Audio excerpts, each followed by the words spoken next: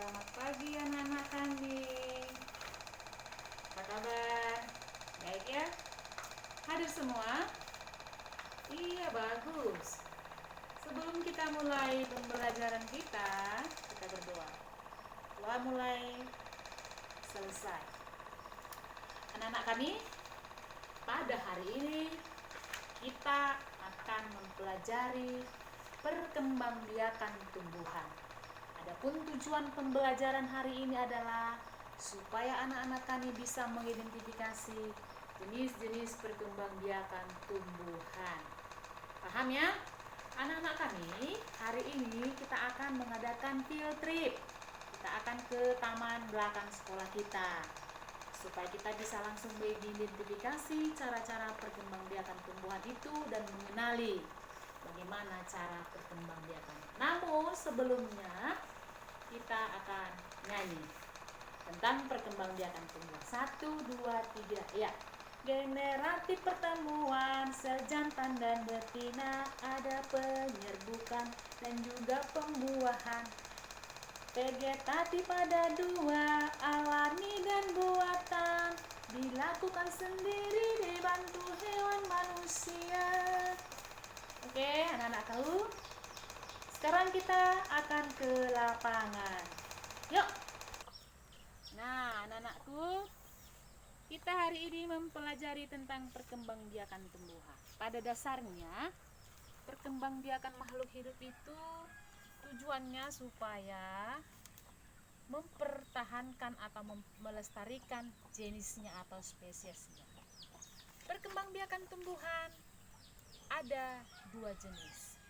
Yang pertama generatif atau secara kawin, terjadilah penyerbukan, proses bertemunya benang sari dan kepala putih. Ada 4 macam jenisnya. Yang pertama penyerbukan sendiri.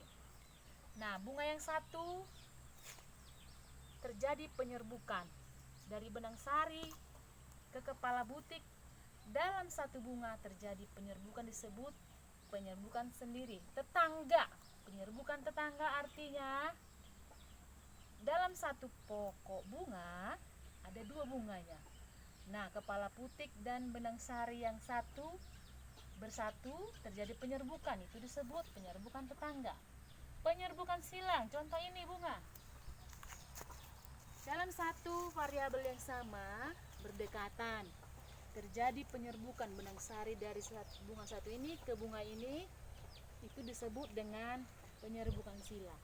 Penyerbukan bastar dalam 2 variabel yang berbeda terjadi penyerbukan. Dua pokok bunga yang berbeda terjadi penyerbukan.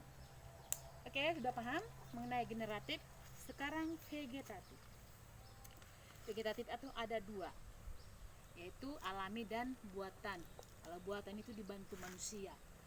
Alami itu tanpa bantuan hewan dan tanpa bantuan manusia. Yang pertama ada perkembangbiakan secara tunas, contoh pisang itu. Nah, itu pisang dan bambu yang di situ. Nah, itu lihat. Ada tebu itu lagi. Dia berkembang biak secara tunas. Kemudian spora. Spora itu contoh tanaman lumut ini.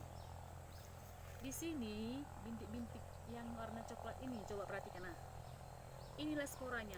Nanti ini yang membentuk dia tunas-tunas baru. Kemudian ada umbi lapis, bawang merah. Dia umbi yang daun yang berlapis-lapis, dari situlah tumbuh tunas baru. Kemudian umbi akar, singkong itu, dari akarnya itu tumbuh tunas baru. Umbi batang, kentang yang ada di rumah, ataupun ubi jalar.